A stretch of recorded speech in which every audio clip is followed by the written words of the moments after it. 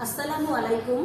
আমি মুসলিমা খানম লিজা, সহকারী শিক্ষক বাংলা, দক্ষিণ নাদিরপুর মাধ্যমিক বিদ্যালয়, বানারীপাড়া, বরিশাল। সুপ্রিয় শিক্ষার্থীবৃন্দ, কেমন আছো তোমরা? আশা করি মহান আল্লাহ পাকের অশেষ মেহেরবানিতে সবাই ভালো আছো, নিরাপদে আছো। করোনা ভাইরাসের করাল গ্রাস থেকে কোমলমতি শিক্ষার্থীদের রক্ষা করার উদ্দেশ্যে বাংলাদেশ সরকার অনলাইনে শ্রেণীর কার্যক্রম অব্যাহত রেখেছে। স্নেহের শিক্ষার্থীবৃন্দ, তোমাদের লেখাপড়ায় যাতে কোনো রকম ব্যাঘাত সৃষ্টি না ঘটে সেই লক্ষ্যে সরকার, শিক্ষক সর্বদাই তৎপর। এখন শুধুমাত্র শিক্ষার্থী এবং অভিভাবকদের সদিচ্ছাই আমাদের কাম্য। তোমরা আমাদের ক্লাসগুলো ভালোভাবে অনুসরণ করো, অনুধাবন করো। কোথাও কোনো সমস্যা হলে আমাদেরকে জানাও, আমরা তোমাদের সহযোগিতা করার জন্য সর্বাত্মকভাবে প্রস্তুত। অষ্টম শ্রেণীর শিক্ষার্থীদের উদ্দেশ্যে বলছি, তোমাদের ইচ্ছা মোতাবেক আজ আমি কবিগুরু রবীন্দ্রনাথ ঠাকুরের 2 বিঘা জমি কবিতাটি পাঠক্রমের অন্তর্ভুক্ত করেছি। কবি 1861 খ্রিস্টাব্দের 7 মে কলকাতার জোড়াসাঁকোর ঠাকুর পরিবারে জন্মগ্রহণ করেন। কবিতা, সঙ্গীত, উপন্যাস, নাটক, সাহিত্যের প্রতিটি ক্ষেত্রে তার পদচারণা ছিল স্বচ্ছন্দ, উজ্জ্বল। 1913 খ্রিস্টাব্দে ইংরাজিতে অনুদিত গীতাঞ্জলি কাব্যের জন্য এশীয়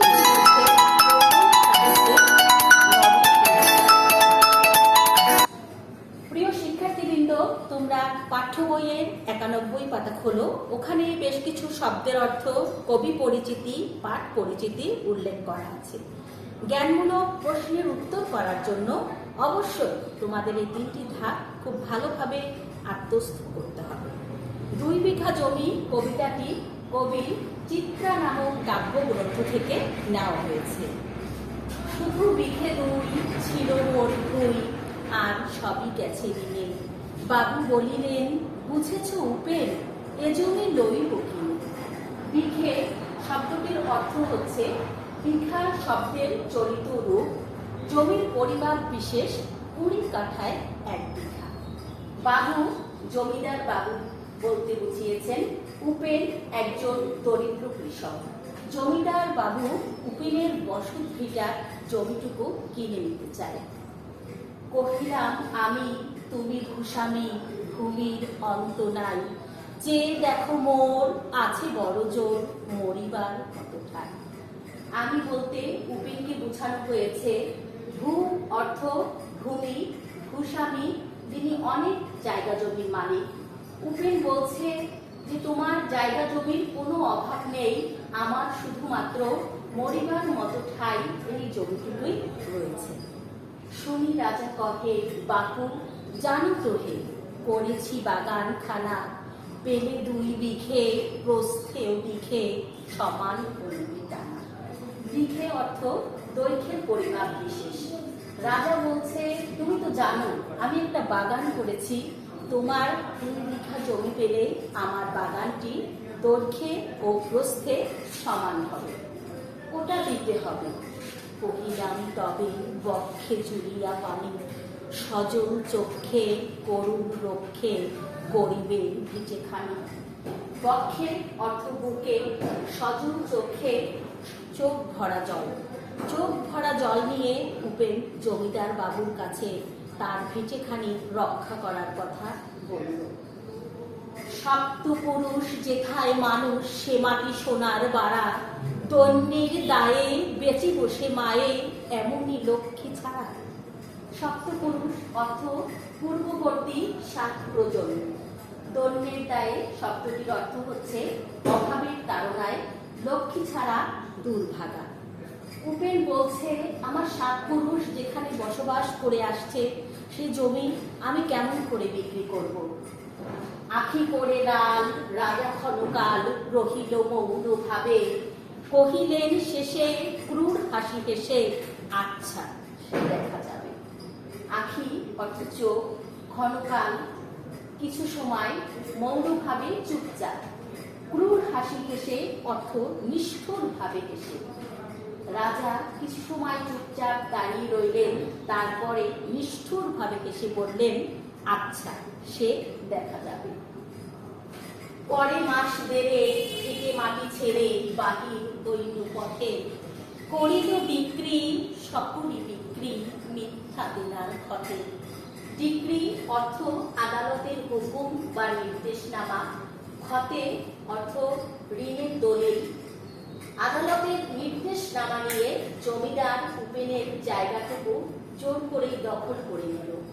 উপেন আক্ষেপ করে বলল, এ জগতে হায় সেই বেশি চায়, আছে যার পুরি পুরি, রাজার হস্ত করে সমস্ত, কাঙালির ধন চুরি। মনে ভাবিলাম মোরে ভগবান রাখিবে না মোহগর্তে, তাই লিখে দিল বিশ্ব নিখিল দুর্ভিক্ষার পরিবর্তে। মোহগর্তে অর্থটি হচ্ছে মোহরের গহ্বর, বিশ্ব নিখিল সমগ্র পৃথিবী। উপেন নিজেই নিজেকে সান্ত্বনা দিল যে আমাকে হয়তো ভগবান এই 2 বিঘা জমির মধ্যে ধরে রাখতে চায় না, তাই সমগ্র পৃথিবী আমাকে লিখে দিল। সন্ন্যাসী বেশে ফিরি দেশে দেশে, হইয়া সাধুর শিষ্য, কত হেরিলাম মনোহর ধাম, কত মনোরম দৃশ্য। ভূধরে সাগরে বিজনে নগরে যখন যেখানে ভূমি, তবু নিশিদিন ভুলিতে পারিনি সেই 2 বিঘা জমি। উপেন বিভিন্ন জায়গায় বিভিন্ন দেশে ঘুরে বেরিয়েছে, কিন্তু তার 2 বিঘা জমির কথা উপেন কখনোই ভুলতে পারেনি। হাটে মাঠে বাটে এই মতো কাটে বছর 15-16, একদিন শেষে ফিরিবার দেশে বড়ই বাসনা হলো। বাসনা অর্থ ইচ্ছা। 15-16 বছর পরে উপেন তার নিজ গ্রামে ফিরে আসলো। নম নম নম সুন্দরী মম জননী বঙ্গভূমি, যখনই তাহার তখনই তাহার, এই কি জননী তুমি। গঙ্গার তীর স্নিগ্ধ সমীর জীবন জুড়ালে তুমি, অবারিত মাঠ গগন ললাট চুমি তব পদধূলি, ছায়া সুনিবিড় শান্তির নীল ছোট ছোট গ্রামগুলি। উপেন তার গ্রামে ঢুকে গ্রামকে নমস্কার করল এবং কৃতজ্ঞতার সাথে স্মরণ করল। পল্লব ঘন আম্র কানন রাখালের খেলা গেহ, স্তব্ধ অতল দিঘি কালো জল নিশীথ শীতল স্নেহ। বুক ভরা মধু বঙ্গের বধূ লয়ে যায় ঘরে, মা বলিতে প্রাণ করে আমচান, চোখে আসে জল ভরে। উপেন তার জন্মভূমিকে মা বলে সম্বোধন করল। 2 দিন পরে দ্বিতীয় প্রহরে প্রবেশিল নিজ গ্রামে, কুমোরের বাড়ি দক্ষিণে ছাড়ি রথতলা করি বামে। রাখি হাট খোলা নন্দীর গোলা মন্দির করি পাছে, তৃষ্ণার্তুর শেষে পথিছিল এসে আমার বাড়ির কাছে। 2 দিন পরে দ্বিতীয় প্রহরে উপেন তার নিজ বাড়িতে এসে উপস্থিত হল। ধিক ধিক ওরে শতধিক তোরে নীলাজ ফুলোটা ভূমি, যখনই যাহার তখনই তাহার, এই কি জননী তুমি। সে কি মনে হবে একদিন যবে ছিলে দরিদ্র মাতা, আঁচল ভরিয়া রাখিতে ধরিয়া ফুল ফল শাক পাতা। আজ কোন রীতে কানে ভুলাইতে ধরেছ বিলাস বেশ, 5 রঙা পাতা অঞ্চলে গাথা পুষ্পে খচিত কেশ। আমি তোর লাগি বিবাগে ফিরেছি বিবাগী গৃহহারা সুখহীন, তুই হেথা বসে ওরে রাক্ষসী আসিয়া কাটাস দিন। ধনির আদরে করুণা ধরে এতই হয়েছ ভিন্ন। উপেন তার 2 বিঘা জমিকে ধিক্কার জানাল, কারণ রাজা তাকে বিভিন্ন ফুলের সমারোহে সজ্জিত করেছে।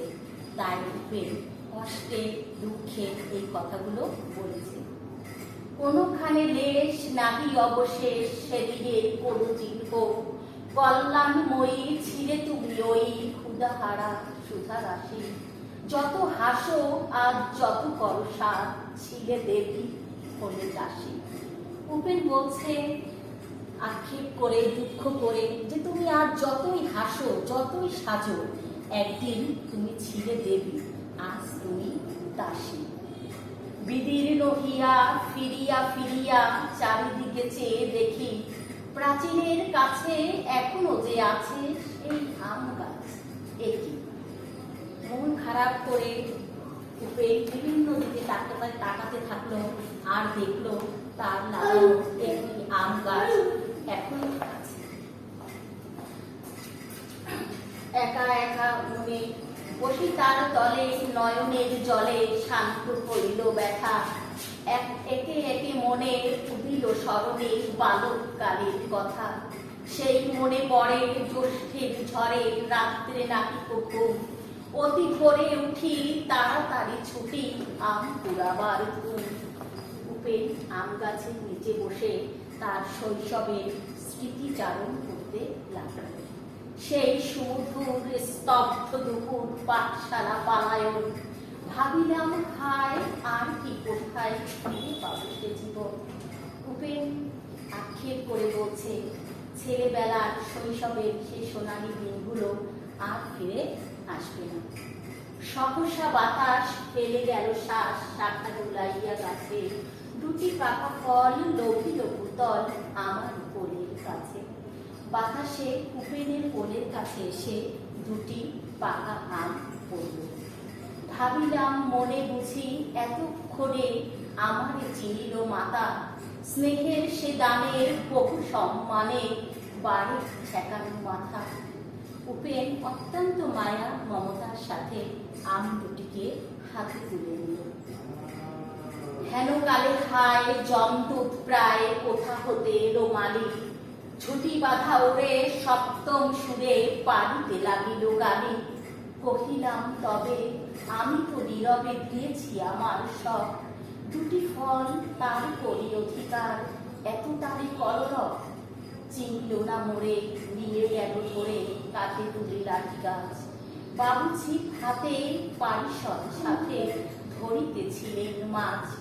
শুনে বিবরণ প্রদীপিনী কণ মারিয়া করিব খুন, বাবু যত বলে পারিষদ বলে তার শতগুণ। আম ধরার অপরাধে উপেনকে বাবু সাহেবের কাছে নিয়ে যাওয়া হলো। আমি কহিলাম শুধু দুটি আম মাঝি মহাশয়। বাবু কহে হেসে বেটা